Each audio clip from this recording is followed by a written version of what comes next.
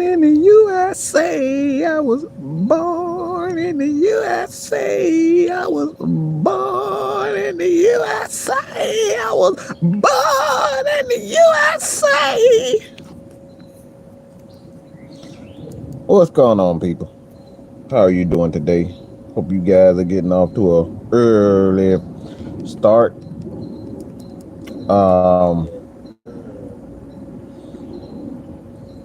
It is Independence Day.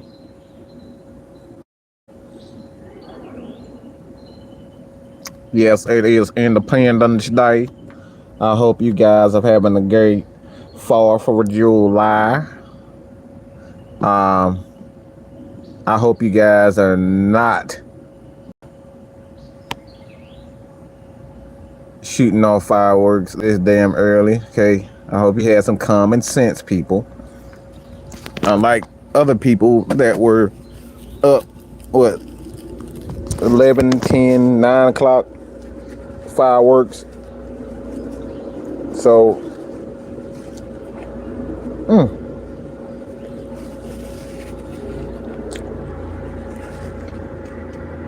sorry, y'all. But y'all wouldn't even believe what I'm doing right now if I told you so. I'm going to tell you. So,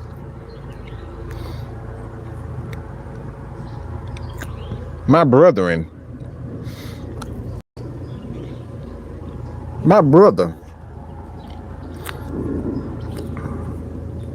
the Don,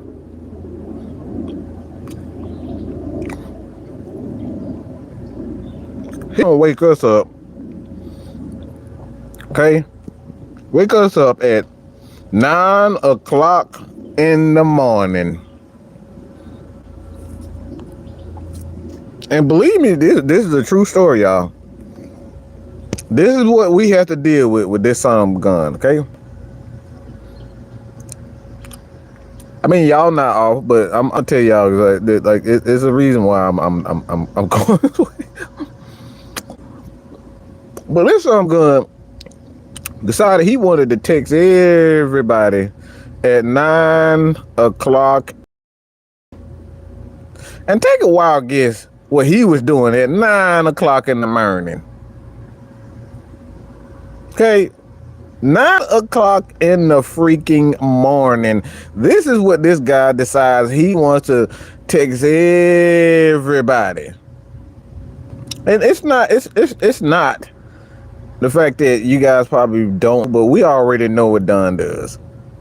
He does it well. He does it probably better than anybody in the world does. But this gun decide he wants to text everybody morning and say, damn, barbecue is so freaking good. Okay? Barbecue. Yeah, barbecue. It's 9:30 in the morning, and he is texting everybody talking about, damn, why does barbecue have to be so good? Who in the bloody hell wakes up at 9:30 and eat barbecue? Done. I think he's pretty much destroyed everybody when it comes down to barbecue. I don't think there's a person alive that wakes up at 9 morning eating some goddamn barbecue. Okay, 9:30. I have yet to barely take my bathroom break, eating my morning breakfast, and he's already eating. Just picture that. You waking up out of your slumber, nice and cozy, stretching, your knees are popping, popping, everything popping, you're yawning, you're in the back. I mean, you walk downstairs and you eating barbecue at 9 o'clock in the goddamn morning. Something like this. At 9 o'clock in the morning, talking about, damn, why barbecue had to be so. It ain't even noon yet and you already eating barbecue. So Good God Almighty! All right, Mucho, what's going on, pimping? We got Mucho on this thing. We got Yaski Night, Nathan Floyd. How you doing? Dre Murphy. Tell what's going on.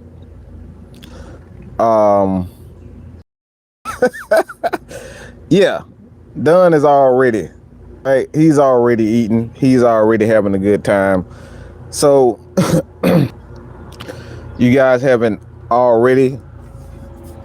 Styles dropped the video on the Hawks and pertaining to their big guy problems. I know a lot of people probably thinking to themselves, like, why haven't the Atlanta Hawks traded Clint Capella yet? And is Clint Capella the answer to the Atlanta Hawks with their bigs? I don't know. But that he put out there was Steven Adams. So to that, go to his channel, get his take on Steven Adams, the Atlanta Hawks, and we go from there. But this is hella interesting, y'all. But yeah, Dunn is the only one. No, what I'm eating, like I said, y'all wouldn't even believe. See, I have an addict personality, so it's just certain things I can't do. This is why I can't eat certain foods, because if I do, I like it, I will continue to eat it. And this week I have been on a absolute craze of eating peanut butter and jelly sandwiches. Okay, I have an addictive personality, y'all. I really do. And it's 12. It's not 9:30 in the morning. I'm not eating peanut butter and jelly sandwiches. But it is at least 12 o'clock. So yeah, so I just finished the peanut butter and jelly sandwich. So yeah, I'm probably like the only person that eat peanut butter jelly sandwiches like that. But that's neither here nor there. We're gonna get to the top of today's video.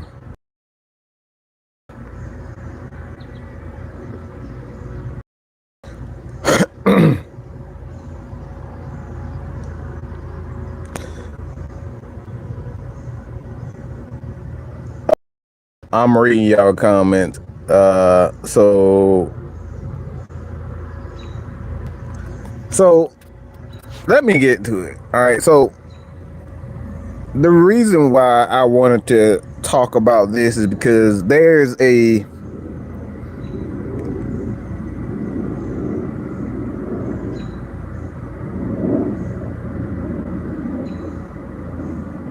misconception. I believe that's the right word at this time. There's a misconception that one, AFN is not really supportive of Mr. Michael Penix, and I think that couldn't be any further from the truth. I think we are all in support of Mr. Penix.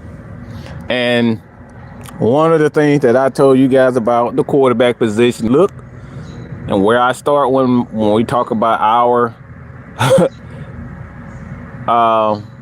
and Dre the bacon, eggs, and grits, that's coming. That's coming. So I just had to hit the peanut butter jelly sandwich first. But well, Michael Penix, man, one of the things with Michael Penix, I think one of the reasons why, I'm going to get into the quarterback without leak, and how I scout players and how I look at players. It always begins with the feet. Look at how calm and how quick. Do they have happy feet? Do they have quick feet? Do they have decisive feet? or feet are just stationary for the most part. So I always look at the feet with the quarterback. If the feet is all over the place, he has calm, he's decisive, and he's not just jumping around and moving all in the pocket. And that's the thing. That's the thing that I saw with Lamar Jackson in the AFC Championship. His feet was all over the place. He could his if you look at that game, he couldn't decide whether or not he wanted to be a pocket quarterback or he wanted to run. So there were there was an internal beef when it came to Lamar Jackson, and that's one of the main reasons why he continues in big games to struggle, because it all starts up front. It all stops goes up to the top. So for me, I always tell people, look at the feet first, and then you look at the quarterback, his head. Is his head scanning the field? Because if his head is stationary and is looking in one direction, typically a quarterback isn't very, he doesn't know exactly what he's looking at. So you always look at a quarterback, if his head is moving, his feet is moving first, and then look at his head, and if his head is scanning and it's going right to left, left to right, this quarterback is actually scanning the field. So most quarterbacks, if you see their feet are extremely happy, they just jittery in the pocket, and you look at a quarterback when he gets out of his break, his drops, and his feet are just all over the place, typically those quarterbacks are going to be pretty. All right, but you have to have a quarterback that has great feet, and then for one, his head has to be moving left to right, scanning the field, and that's the thing that I always look at for the quarterback.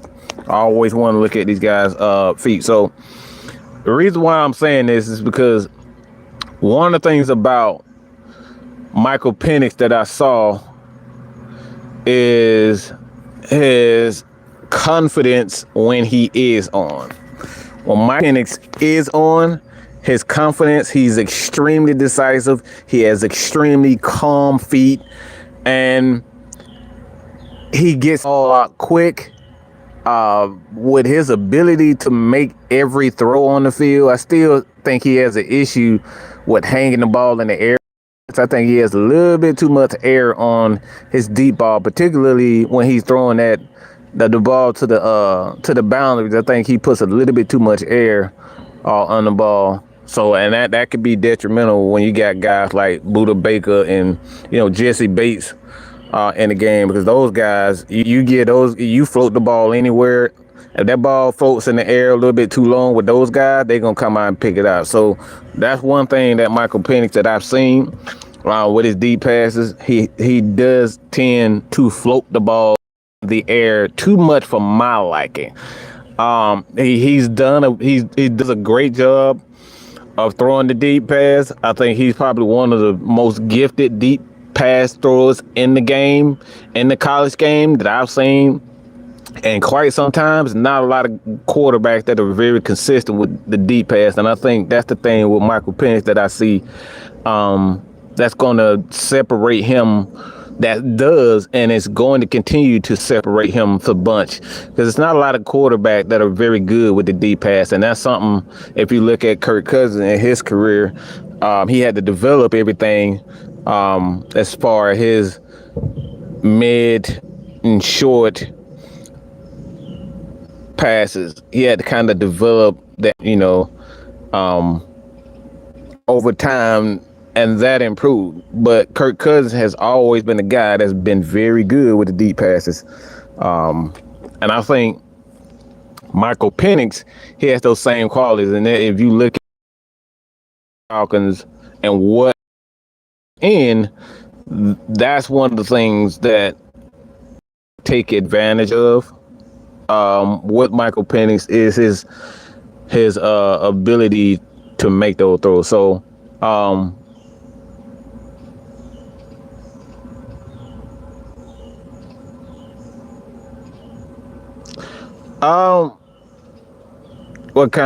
what do you think? What kind of feed do you think they had See, the thing is with Desmond Ritter, if you he had very inconsistent feet, very inconsistent, and a lot of that had to do with, obviously, I think he was like a 3-star quarterback rate, may have been 4, but I think quarterback coming into college, and that's why he didn't get a lot of big. But when he ended up going to Cincinnati, he did a pretty good job there. But like Ritter is he's always had inconsistent feet, and I think that's the thing. He's like, if you look at him and how he, when he gets in trouble, he only has a one-track mind, one read, two read, and he got to get rid of the ball, which is not a problem. It's not a problem in the NFL or in college to have one read, two read. The thing is your offensive coordinator has to help the quarterback, and those issues become a problem. And what I mean by that, you have to mix the play calls up. All right. So a quarterback that doesn't necessarily go through his progressions properly, the best thing for the offensive coordinator and the coach to do is to switch up the play call. You got to throw things like screens. You got to make sure that he moves in the pocket. Quarterback has a one line. These quarterbacks get, locked on into one side of the field or area of the field. And this has plagued guys like Desmond Ritter. It plagued it with Justin Fields. I see it all the time with Lamar Jackson. But the thing with Lamar Jackson, if they do a great job of switching up the play calling, and they utilize the run game. So a one read, two read quarterback isn't necessarily a bad thing until the offensive coordinator gets in the habit of calling the same plays over and over and over and over again. And I think that's the problem with a lot of young quarterbacks, is because in the game they don't really know. They haven't picked up the experience to kind of learn how to manipulate the pocket by starting off looking on one side of the area to kind of look off the linebackers. They haven't learned that art. So when you have a quarterback that does those things that Desmond Ritter did, that Field does, you're not helping these guys. So offensive coordinator and the offensive coordinator and the quarterback, they have to do a better job of protecting these quarterbacks. And this is why Lamar Jackson has won MVPs, because his offensive coordinator understands. For the most part, Lamar Jackson, if you just look at his head, if you look at a lot of his games, he has extremely happy feet. But again, that goes back to he's more comfortable running than he is throwing. But he doesn't make a lot of mistakes. And that's another thing with Lamar Jackson. He doesn't throw a lot of interceptions. And for one, the Ravens don't put him in a situation where he's going to make bad reads and bad mistakes. But that's a detriment to him, because at this particular point in his career, I think he's been in the league 6-7 years, and he's yet to cross that threshold to learn how to be a quarterback and take over the game inside the pocket with his arm. So again, with a guy like Desmond Ritter, with a guy like Justin Fields, and this is why I think Justin Fields pretty much ruined his own career, is he decided that he wanted to to be a runner rather than listen to the offensive coaches with the Bears. Use the screens. You saw when he went into that whole crying fest that he did not want to, he didn't want them to keep him in the pocket. He wanted to run more. And he went on a whole bitch fest and complained and told on his coaches. He told the owner that he doesn't want to do this and he doesn't want to do that. And it ultimately got those guys fired. But they did the right thing by him by keeping him in the pocket, getting rid of the ball, throwing more screens, getting the ball out of his hand quickly. That was the right thing to do. But him being the quarterback that he wanted to be, he ended up winning. He ended up pretty much writing his own will. All right, his own he ended up writing his own writing his own will, but his own death certificate. So, like I said, with a guy like Desmond Ridder, he has very inconsistent feet. And like I said, that's not a problem because most quarterbacks, when they have a lot of pressure, when they are pressured, their feet is typically the first thing that is affected. And if you have bad feet, obviously you're going to throw errant passes, you're going to be inaccurate. So it's always the feet and your mechanics. And one of the things with Michael Penix is why I put this video in, and you guys see that, the title. Obviously I'm going to explain that, but the thing with Michael Penix that I believe that he has a major plus with this Atlanta Falcons, and I think he has the potential to be something great, and I'm going to explain that. Quarterback, there's nothing wrong with a quarterback having inconsistent feet, because see, Aaron Rodgers, he does everything wrong when it comes down to his mechanics. But one thing that he does well is he slows his feet down. You ever see Aaron Rodgers? He does the same thing every time he's under pressure. He'll run from the pressure, and then he'll stop, and then he'll do what? See, everybody notice what I'm talking about. You ever see Rodgers? He'll run away from the target. He'll do all the running in the world, but when he stops, what did he do? Side 6-man K-Styles, what's going on? Nathan Floyd, that right there. He always reset his feet. So it's nothing wrong with having happy feet, but you have to go back to the basics, which is the mechanics. And this is what I talked about last year when I did my first video on Michael Penix, is that I told you, see, he's a RPO quarterback. He's a 1-read, 2-read quarterback. And again, it's nothing wrong with that. But when Michael Penix, and we saw this against the University of Michigan, when he got in UCLA, all these teams that had very good front fours and front sevens that applied pressure to him, his feet was all over the place. And now those are the games where he had some of his worst games, is because he was unable to reset his feet. A happy feet for a quarterback and the inability to reset your feet and get back to the mechanics. The bad throws always lead to interceptions, always lead to inaccuracies. So this is why having a guy like Kirk Cousins on his team, because this is exactly who Kirk Cousins was. He was Michael Penix. This is why Kirk Cousins was able to go. That's why he dropped in the draft. If you go back, I think Kirk Cousins was drafted in like the 3rd round. So again, I'm going back to Aaron Rodgers. Aaron Rodgers is another one of those guys.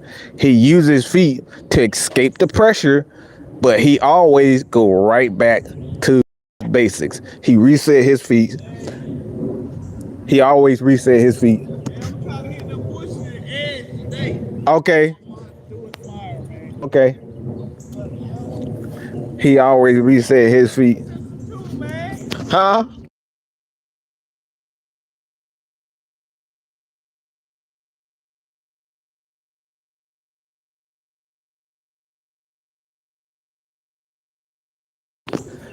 Sorry about that. That's my my lawn guy. So one thing about Aaron Rodgers, what I always say is that you always have to have the ability to escape, and this is where most especially with the defensive guys, these guys getting bigger, faster, stronger, and whatnot. These guys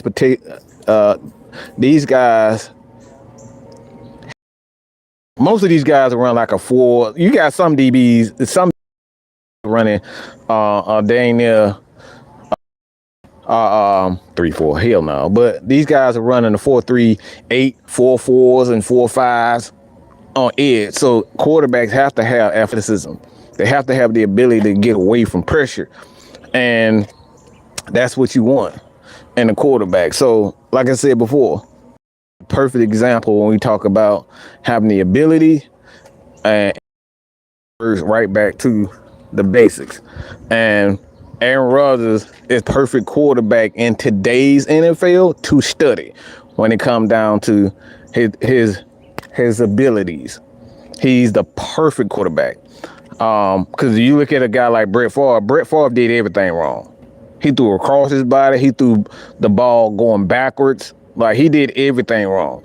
But the thing with Brett Favre, this dude had, I'm talking about inhuman strength. Like, this ain't even realistic for this guy to be able to throw the balls the way like across your body and all this type of stuff. This shit is unreal. No quarterback should be able to throw the ball like Brett Favre. Like, he would stop.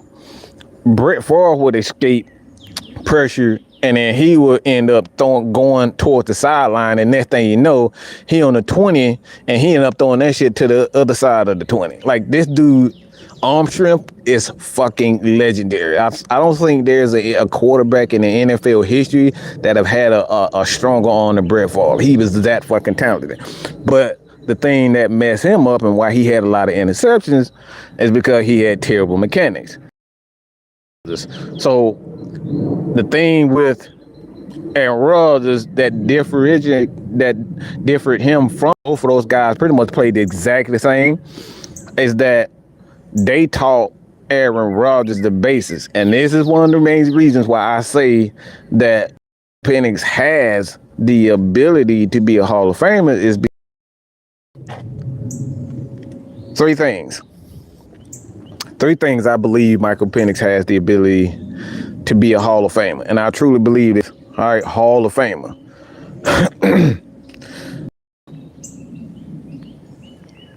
If you have bad... Oh my God, really? We doing that, bro? I just watched some prime A-Rod games. I think how he got bad guy name because national championship fields didn't look that good. I mean, look, I already knew. I've been ever since he was at Georgia, so he's always had this problem, and it's always him. He believes that he wants to play a certain way, which goes back to high school and how a lot of these high school coaches just allow players to do whatever they want to do, and it leads to bad habits and it leads to bad attitudes when they go to college. And this is why he ended up leaving Georgia, because he didn't get what he wanted. So this is where the parents have to be an aid to him, especially if they are in their lives like that. As far as their career, you have to be an aid to your quarter. You have to be an aid to your son in this particular manner, because you want this guy to be able to do what's right, not do what they want. Because a lot of times, a lot of these players be thinking they know best for them want to do, and this is exactly what happened to Justin Fields. He wants to do what he wants to do, and coaches are trying to teach him the proper way to maximize the skills that he has. Because this ain't the first time we've seen a Justin Fields like a quarterback in the NFL. This is not the first time. We've seen plenty of guys that have the skills and the ability of Justin Fields. So, like I said before with Michael Penix, one of the things that I see in him that I think he has the unique ability to do is he has the unique ability to make throws, and I mean put some nasty zip on those throws. Michael Penix has the ability to put nasty throws. He has the ability to fit in where he shouldn't be able to do. And only a few quarterbacks, only the chosen quarterbacks had that ability to fit those balls in when, when you need them. And I think that's the thing with have to have that ability.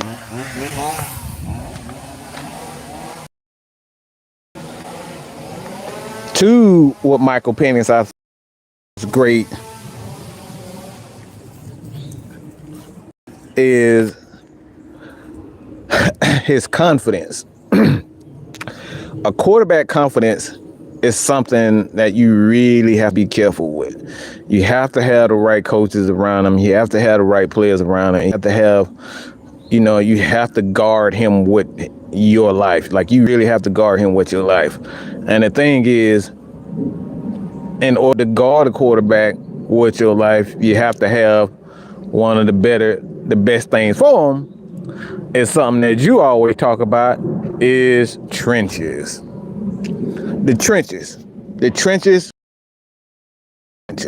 You do not want your quarterback getting hit. Okay? You have to have a protect him. So you have to have the talent all the way from the left tackle. And I think he's a Hall of Famer, just my opinion. I think he's a Hall of Famer right along with Mike Ken. And he reminds me a lot of Mike Ken because Mike Ken doesn't get any respect. But Jake Matthews is one of the greatest offensive linemen this game has ever seen. The dude just doesn't make a mistake. He doesn't make mistakes. Okay? He doesn't make mistakes. Now, we might get a penalty at the worst time, but one thing that you used to do is get the fucking job done. You can count on Jake Matthews to get the fucking job done. You can count on him to be consistent. You can count on Jake Matthews in the pass and the run game. There's not many offensive linemen in the game that you can count on him on.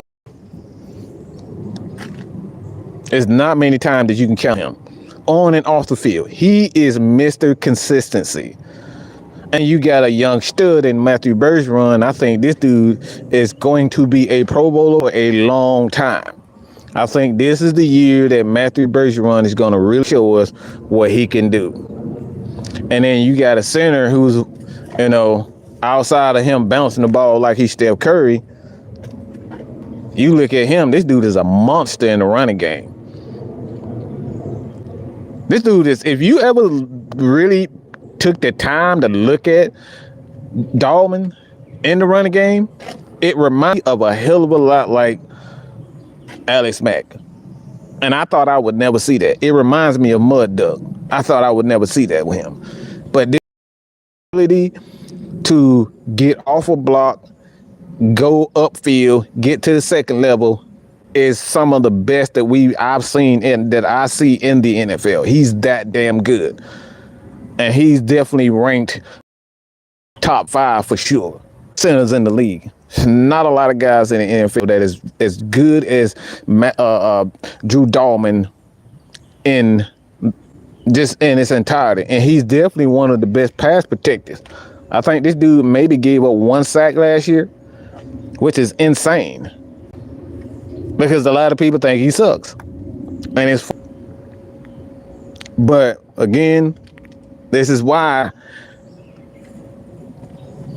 having an offensive lineman is crucial for a quarterback, because you want your quarterback to maintain that confidence so he can be able to make those throws and make those decisions when you need him most and make those big plays in the third or fourth quarter. And then you have the best right guard and guard in football, and Chris Lindstrom. He's the best. He's the best. Look, I don't think Penix Will got shit on Chris Lindstrom. Even though those guys are on like different positions, but this fucking Chris Lindstrom is the most dominant offensive lineman in the game. Look, ain't nobody gonna convince me that he's not. You can't. Penix Will, he looks incredibly athletic. Yeah, he's athletic, but I've seen the Falcons get the best of Penix Will. I've seen people get the best of Penix Will, and he's a very good tackle. But it's very few guys that you can say with a straight face that they got the best of Chris Lindstrom. It's not many guys in that. So with that offensive line, you got a right tackle that is definitely one of the most underrated tackles. He's one of the best tackles in the game when it comes down to getting in the running game. Look, this dude is absolutely. There's a reason why the Falcons gave him that much money. Denver offered him $80 million to come play for them. There's a reason why people offered that man money to tackle. The Falcons wasn't the only team that saw Caleb McGarry. Did y'all remember that actually the Patriots tried to draft Caleb McGarry. But the Falcons ended up jumping ahead of him and drafting him and trading up to get him. The Falcons jumped ahead of them and drafted him. So this guy is one of the best. So it goes back to what I was saying about the confidence of Michael Penix. When you have an offensive line, you keep that guy on his feet and he doesn't have to worry about getting hit. And one of the weaknesses of Michael Penix is when he gets hit, his feet start to get affected, which is basically the basics. Going back to basics, his confidence. You always want to keep a quarterback confidence up. And you keep a quarterback confidence by not allowing them to get hit and using the running game. So not only do the Atlanta Falcons have great wide receivers, they have a great offensive line, and they have a great running back tandem. In my opinion, I think it's the best running back tandem in the game. This is my opinion. I don't think outside of people like to say the San Francisco 49ers is their tandem is better. I don't think so. I don't think Elijah Mitchell is even better than this year. Sorry. You're not going to convince me that Elijah Mitchell is better than him. Now, I'll succeed. I'll definitely concede. I'll definitely concede the fact that CMC better than Bijan Robinson at this point, but nobody's going to convince me that Elijah Mitchell is better than last year. Never. So I think they have the most explosive. I think the Falcons have the best running back tandem in the game. And then you combine that with the offensive line and the running back tandem. I think the Falcons are number one. Come down to the running back and offensive line tandem. It's not many teams in the league that has a better tandem than those guys. So this is one of the things when you talk about Michael Penix, why I think he has the potential to be a very good and a Hall of Fame type of quarterback, because he has those things. One, he has an offensive line, the running back. 3, Michael Penix has the confidence. 4, he has the all the skills that you need. This guy can stay in the pocket. He's a quarterback that's willing to stay in the pocket. And that's something that you don't see in a lot of young quarterbacks. So a lot of times, a lot of people will say having an injury kind of ruins your career. Well, the injuries with him pretty much saved his career.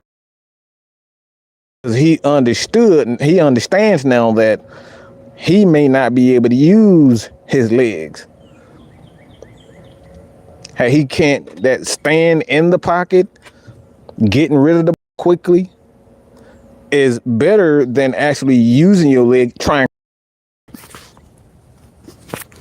And it has made him a $20 million quarterback because he made that adjustment in his career. And he ended up being the number 8 overall quarterback being taken. Why? Because he made that change in his game. But not only that, Michael Penix is a guy that runs. even with those knee injuries, he still has that ability to run. So this guy has almost everything that you want a young quarterback to have. He has almost every quarterback to have. Offensive line, wide receivers, running backs. And now on the fourth one, we're trying to figure out if he has. We have a guy like Zampezi, who is expected to kind of help groom him, right along with Zach Robinson, DJ Williams, the nephew of Doug Williams. But he has another thing that's going to greatly and help him throughout his time, and that's Kirk Cousins. Kirk Cousins, he is exactly what he needs. Kirk Cousins is exactly what he needs right now. He has a young quarterback that's going to be able to. He has a young quarterback that's going to be able to do what? To sit back, watch him, and pick his brain. So this man, Michael Penix, he has all the ability right now. He has he has everything that he needs right in order to be successful. And the only question mark at this particular is the coaching staff. Can the coaching staff take this offense to the next level? So if Zach Robinson is that new quarterback offensive guru, there's no doubt he can get off to a Hall of Fame type of career, because the Falcons have every aspect of the offense that you want, that you draft for. You have an explosive tight end, running back, wide receiver in Drake London. You got that we talked about last night on the Heavy Hitters with Darnell Mooney, a speed guy. You got so many guys on the offense, a decent tight end, Charlie Warner, Fitzpatrick, and then you got McClellan. Like, he has almost everything that you want a young quarterback to have. The Falcons don't have to draft another wide receiver. They don't have to draft another tight end. They don't have to draft another running back. They don't have to spend. They do not have to. At this point in time, the Atlanta Falcons don't have to do anything on the offense. If these guys stay healthy offensively, the Falcons do not have to spend a first round or second round on anything on the offensive side of the ball, because guess what? They got everything. Not many teams in the league that say, I can afford to go 2 years without drafting another wide receiver or offensive player in the first round. Not the first 2 rounds, the Falcons can totally disregard the offense for the next 2 years. Why? Because studs. And if those young studs offensively, they stay healthy and they continue to improve, the Falcons don't have to worry about another offensive weapon for the next 2 years. And you can allow guys like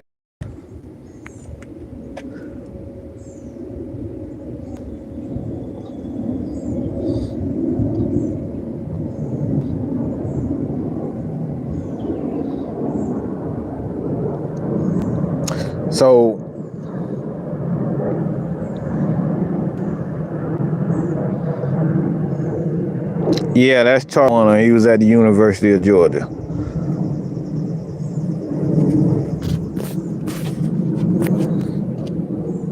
And he's a balanced tight end. That guy can catch the ball out of the backfield, and he can catch the ball not only backfield. You can use him right, left, in the backfield as an H-back, fullback, anything you can do. Charlie Warner could do that.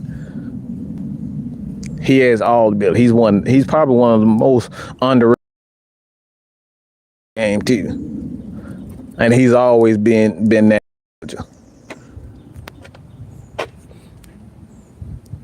But this is the reason why I believe that this guy, with all the weapons that the Atlanta Falcons have right now, and then you get the guy that you drafted, like the Casey Washingtons, and I think Casey Washington is another one of those wide receivers that you have to keep an eye on. Because this dude just was how he just like, I don't know what it is about him. He just had that. He has an instinct that a lot of players just don't have. To make he just makes big plays. He's always the guy that's gonna get that extra two when you need him. Take that screenplay to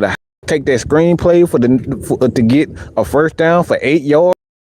Go up and get the ball. Like Casey Washington has a knack for getting the big plays, and those are the types of players that you have to have on your team.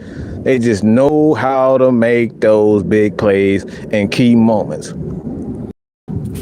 So again, there's nothing on this team right now that this guy needs in Michael Penix. He has everything he needs to succeed. And I said earlier in a live a while back, so y'all can actually questions right now. You can leave some questions in there, but I said when it comes down to the quarterback position, I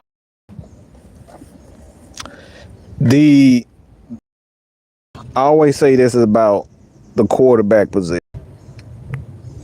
One thing that if you look at the history of the quarterback position, going from Steve Young to Joe Montana to Tom Brady, all those guys, and they learned.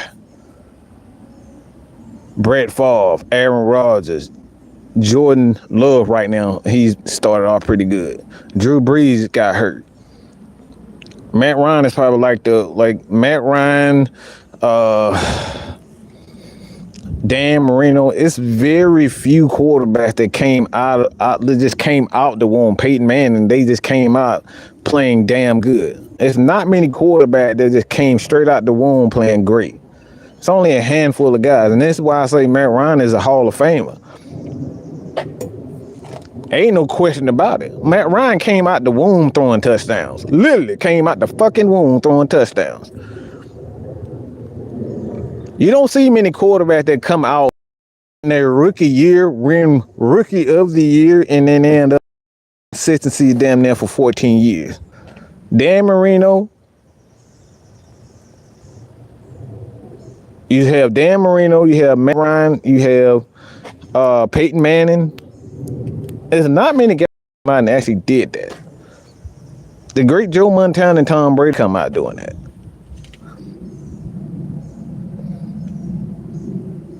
Drew Brees didn't do that. Steve Young didn't do that.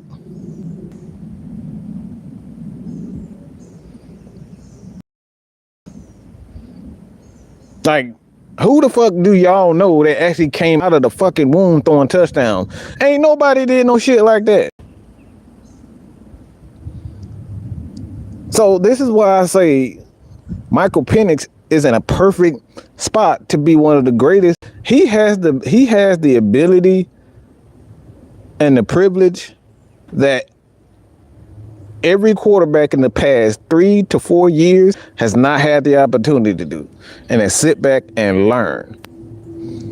Every quarterback that had one, Steve Young, he started off horribly in Tampa Bay.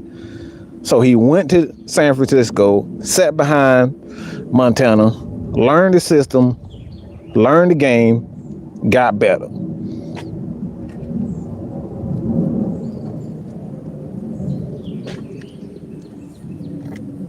So many quarterbacks had to sit back, like Drew Brees,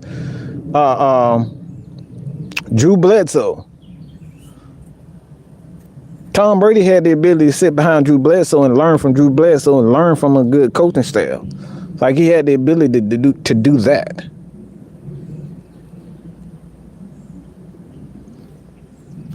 So this is why I was like, there's not a whole lot that Michael Penix at this point in time, if he doesn't succeed in the NFL, it's going to be because of him. that he didn't study, that he didn't do what he wanted to do, because the Falcons give him everything in there. We got like 4 or 5 damn quarterback coaches at this point.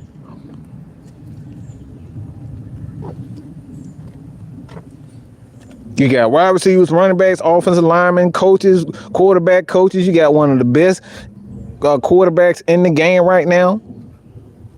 And Kirk has been one of the best quarterbacks. The dude yards passing. So he has everything that he needs to succeed at this point. He ain't got no excuses not to be great at this point. And I mean great. I think he has the skills to be a Hall of Fame quarterback. There's no doubt in my mind that this dude, if you look at the way he throws, his confidence when he's on, Michael Penix is damn near untouchable. He put on a fucking show when he's on. The ball that he's able to throw, the confidence in how he stands in the pocket and he delivers it, and he did deliver. He can run. There's literally nothing this guy can't do on the field, Michael Penix. There's nothing on the field as a quarterback that this guy can't. He is exactly what Michael Vick should have been. The dude runs a 4.4. Has one of the biggest and most accurate arms that I've seen, and nothing Michael Penix can't do. The confidence in which he throws when he's on is second to none in his class. No quarterback in this class and last class has confidence and the skills that Michael Penix has. He has no grade. Because we know our one thing about the blank, what he's going to do, he going to get you a wide receiver. He going to get you an offensive lineman. He going to get you all the weapons at quarterback that you need so you don't have no fucking excuses.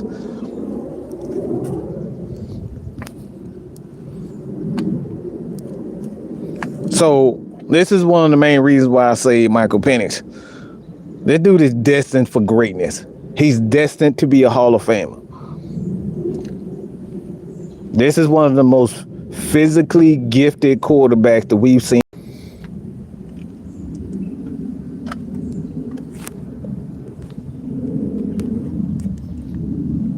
And a lot of people probably say because he's an Atlanta Falcon. Well, no, not really.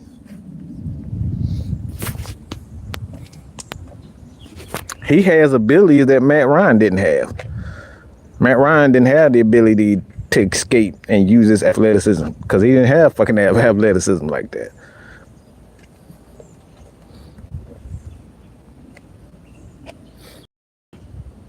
He had almost everything that Matt Ryan. He had weapons, offensive line, running backs, a good coaching staff. And what happened to Matt Ryan? Known to be a great. So is shown if you surround your players with the right coaching and the right talent, these guys can be great.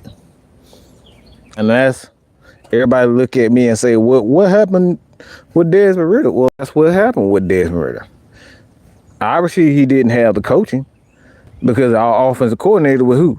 David Gone, who ain't never did shit in his life except for being a college player. David Gone ain't never did shit. He ain't never had no top offense, none of that shit. But we want him to be the guy that groomed Desmond Ridder. No disrespect to Arthur Smith, but he ain't never did shit with a quarterback.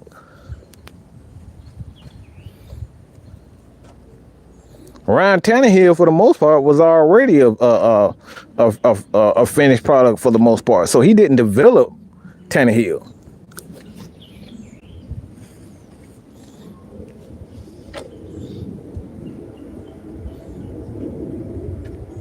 David Gone has always been a fucking bum. Let's keep that 100% real. And we expect quarterbacks to be better than what the fuck that they've been teaching. It's like a kid. If your parents ain't worth shit, chances are you ain't gonna be about shit. Harsh truth, but chances are if you have a good teacher or good parents, chances are your ass ain't gonna be shit. If you don't have good teachers, if you don't have good role models, chances are your ass is gonna fall down by the wayside. And we've seen this time and time again. Talented quarterbacks, talented players are drafted by pieces of shit organizations that don't give a fuck about developing the player the proper way, and they end up being trash. This is what happened. This is exactly what happened to one. I hate to say it, but to a certain extent, this is what happened to almost every quarterback that played in Chicago. They don't care nothing about the offense. They don't care nothing about developing the quarterback the proper way. So when Justin Fields decided, and he didn't help himself, but when they decided to completely change things, like they didn't really help themselves. Why? Because y'all don't have a history of success. So why the fuck should she?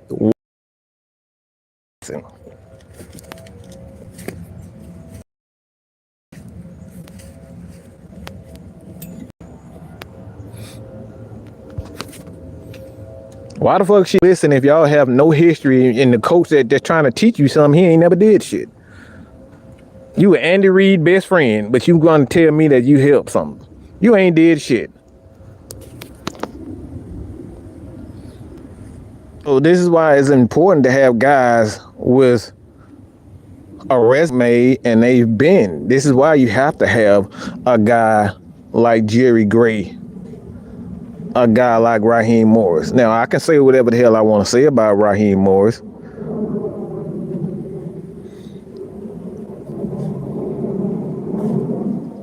I think it's about the opportunity, the coaching, and the work you put in. All of that goes into it. But you have to have great teachers. Have to have great teachers. I'm a prime example of that.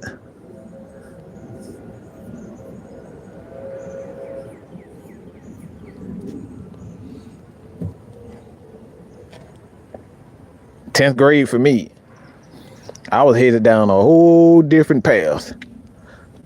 Coach Mann decided, you know what?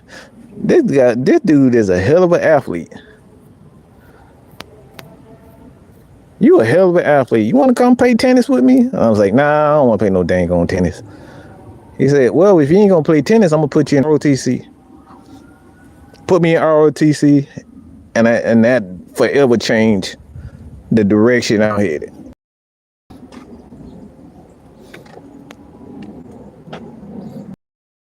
ROTC changed my life. I'm a product of great teaching and bad teaching. I'm literally a product of bad teaching and teaching. So trust me, you have to have good.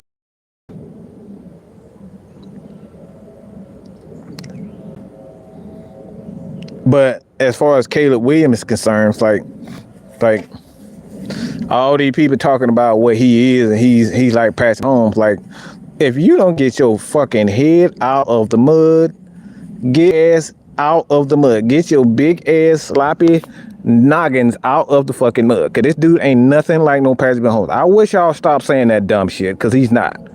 Stop it. Okay? In any way. Stop it. It's an insult.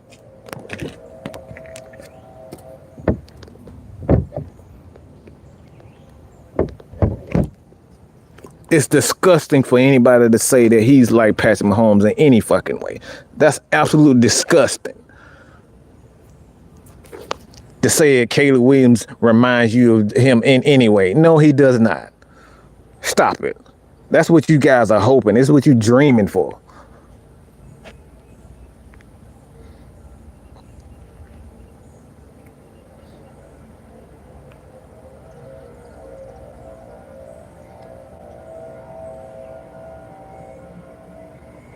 Like, if name one damn thing. He run to the sideline and throw the ball deep. Oh my God, he made a Patrick Mahomes play. Guess what? Aaron Rodgers, Mike Vick, Brett Favre, all those guys made that same play. You ain't say, oh, he's Michael Vick. So y'all gotta stop this bullshit. All right, for one night, look, my damn left leg and right leg put together is goddamn taller than him. So we gonna stop this Patrick Mahomes shit. Y'all gonna stop trying to compare this bum to Patrick Mahomes, okay? We gonna stop that.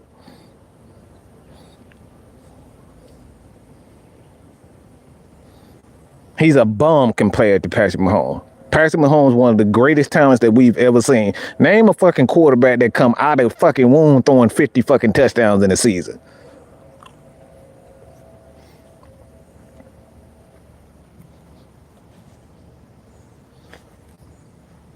So all this, he's the next Patrick Mahomes. Y'all got to stop it.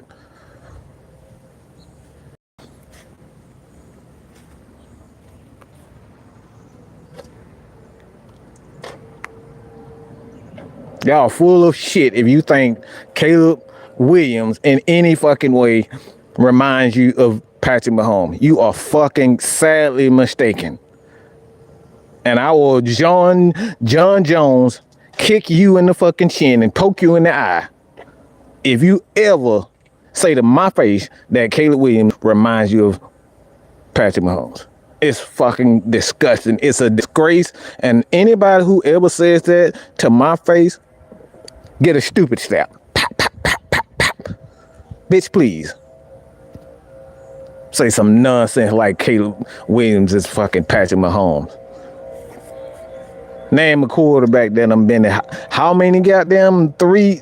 That man done went 3-4 straight in AFC Championship. We up here talking about Caleb. Get the fuck out of here. This dude was throwing for crazy yards since the first time he stepped on the fucking field at Texas.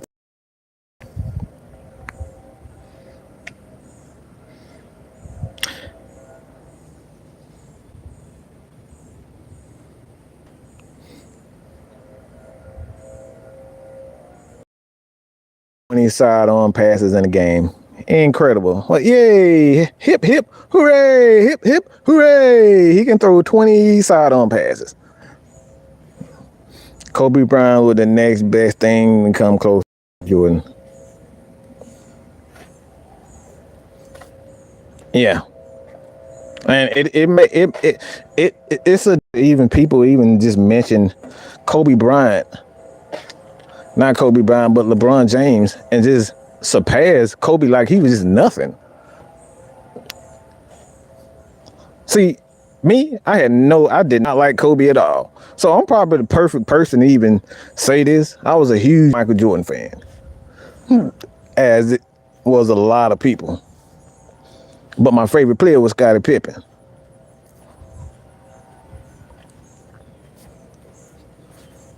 So for anybody to say that LeBron James is any way better than Michael Jordan, it's sad.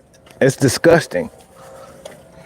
One of the things I give LeBron James credit for is longevity. He was born, just a genetic freak, and he's a genetic freak. But to just surpass Kobe like he's just nothing. Like this guy, he won a 3-peat and a 2-peat? Like, what the fuck are we talking about? Like, what are we talking about?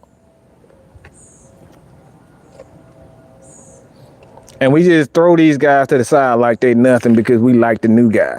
That's all Caleb Williams. Oh, I like the new guy. He looks like this guy. No, he's nothing like Patrick Mahomes. So I can always say, man, we got to stop trying to compare guys and let these guys prove it before we start comparing this guy. He's proved nothing. Miss Thane Jr. has shown us one thing, that he liked to put on dresses and wear lipstick and wear lip balm like Dennis Rodman. That's the only fucking thing that he's proven to us.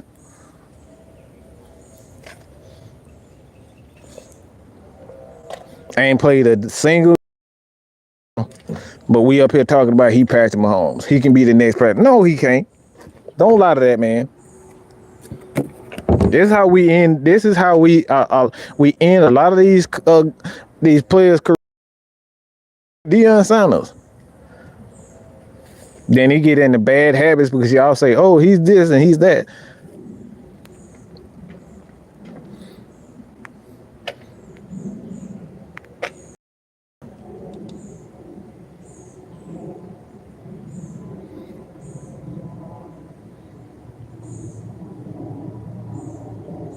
And John, that right there, all that fucking crying.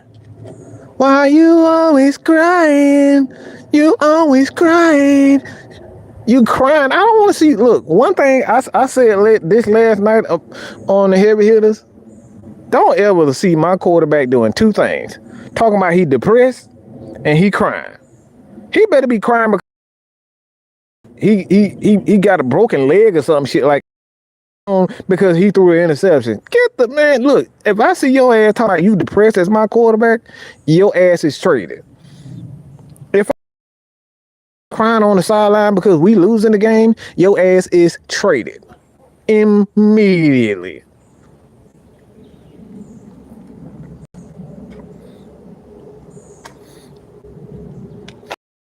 Fucking crybaby.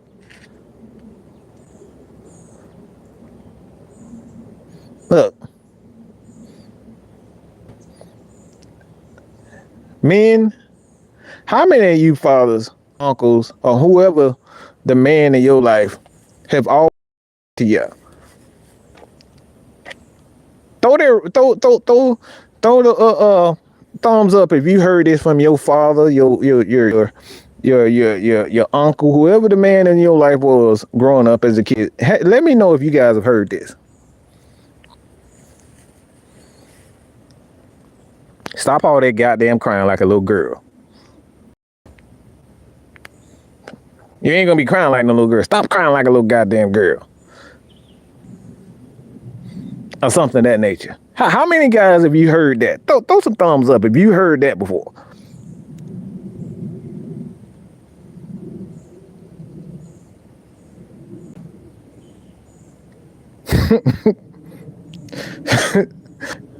Look, I'm just saying, y'all.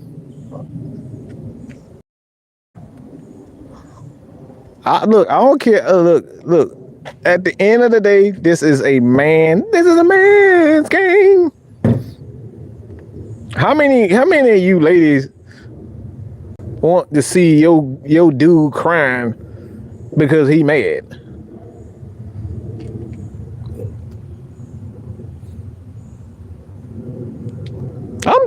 I'm just asking, if your dude is mad about something, he got in an argument with somebody, and that thing he's sitting on the cross crying.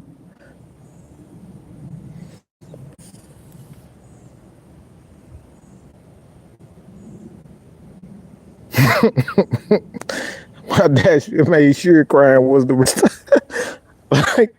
I'm like, look, this is for real. You're supposed to be the leader amongst men. You're supposed to be the alpha dog. You're getting paid $200, $300, in some cases like Patrick Mahomes, $500 million. I don't want to see you crying, bro.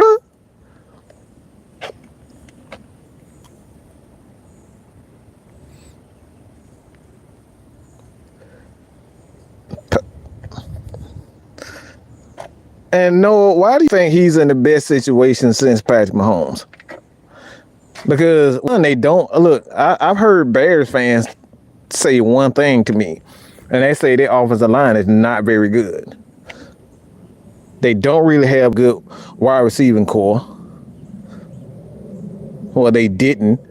I mean, they just drafted a guy, but like outside of DJ and God dang it. But Nathan, that's what I'm talking about. Stop crying before I give you a reason to cry. Like, we all heard that. So this is about going to war. Americans crying in the damn in the war. A bunch of I don't even know how to count. I just got a bunch of people from the UK. If you would have just saw Americans, UK folks crying, you know how I'm gonna come and get. I'm gonna get you, sucker. No. It wasn't. I come get you. It was on Harlem Nights, where Arsenio Hall was crying because his brother got killed. Quick, brother. Man, come on. Don't nobody want to see that mess. When you go on the war, you do not want to see nobody crying. Okay, that's the last thing a soldier want to be. So again,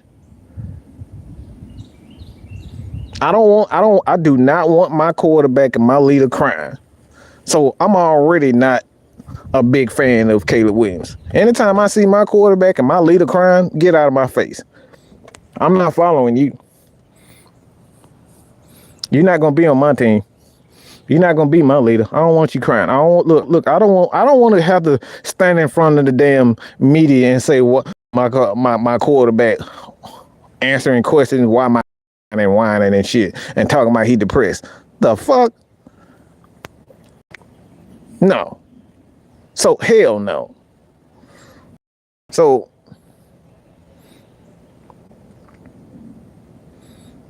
they don't have a solid running game right now. We have Robinson, they run back. They have some good. They got Rome. So they got it. They got a good. They got receiving core, but like still, you still got to be able to protect them. And what I've heard from Bears fans, okay, yeah, the Bears offensive line ain't all that great.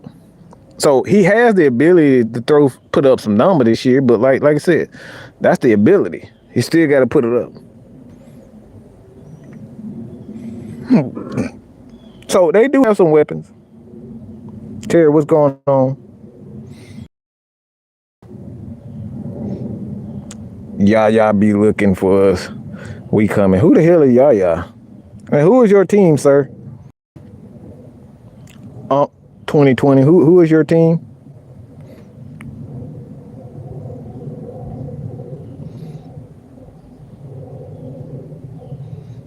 Look, I understand with y'all numbers. I know I don't listen to people that's not actually Bears fans. I'm sorry, but I'll go with the Bears fans. Bears fans said their offensive line wasn't as good as they said. Justin Field did make them like a lot of pressure. With a lot of Bears fans said. So that's just Bears fans. So like I said before, man, Williams is going to be a bust, but he's already on my Nah, I'm good list. I'm good on that list. But you can have some good weapons, and they got some good players. Komet, Rome, Adunze, DJ, who's going to be looking for a big-time contract soon. A good running back core.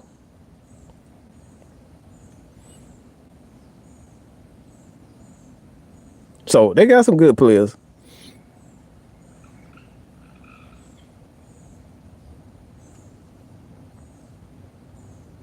So with that being said, man, I'm about to get back to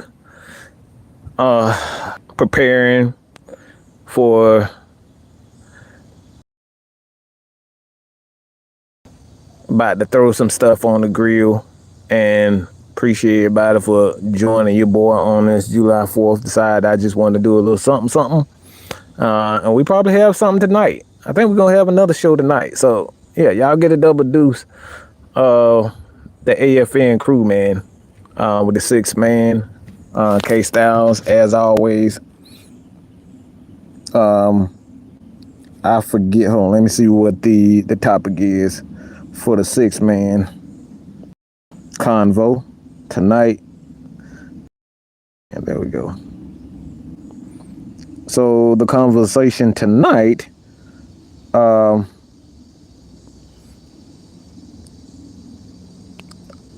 So the 6-man convo tonight in about 8 hours is going to be, we're going to talk about, yeah, that's interesting. Ryan Sanborn. We're going to talk about the NFL lawsuit that they have and how they did that and what's next in line for the Atlanta Falcons. So y'all head over now, hit that notify me from the 6-man. Oh, hold up. I don't think, hold on. Am I right? No. I don't, hold up. I might be wrong. I don't think he got a show. I don't think we got a show tonight. Yeah, I'm tripping, ain't I? Hold up. I thought we do got. Hold on. I might have that wrong, but I think we are doing something.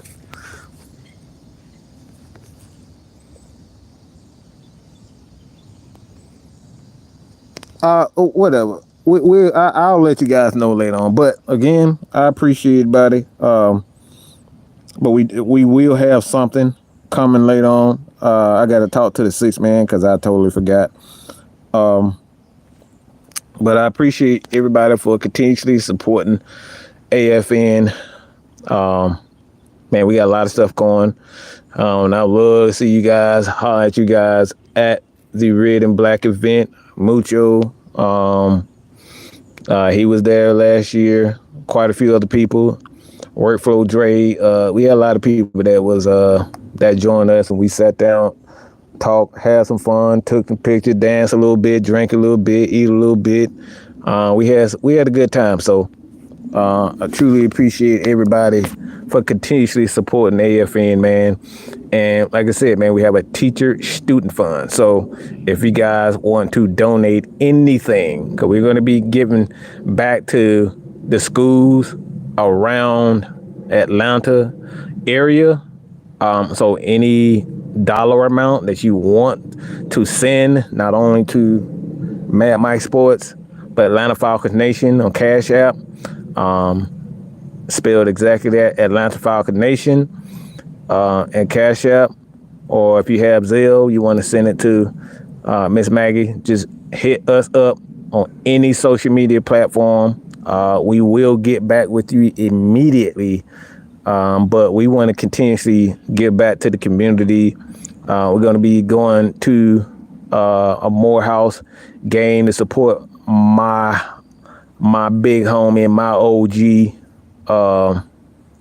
and Terrence Mathis, and his first season as the head coach of the Morehouse. Oh my God, my back. But we're gonna be going to the Morehouse game. Try to figure out which one we're gonna go to, but we're gonna be supporting him. So if y'all guys have an opportunity to go to Morehouse and check out Morehouse game, please go and check that out and support Terrence Mathis. If y'all get a chance to talk to him, whether it's on social media, that say AFN, that we sent you, and we send a love, his support. And do whatever you can do with them, because we don't have many opportunities where black coaches can get chances like that. So support Terrence Mathis in his first head coach at Morehouse. That's all I got to say about that. I'm grateful for everything that you guys have done and supporting Mad Mike and AFN. To say about that.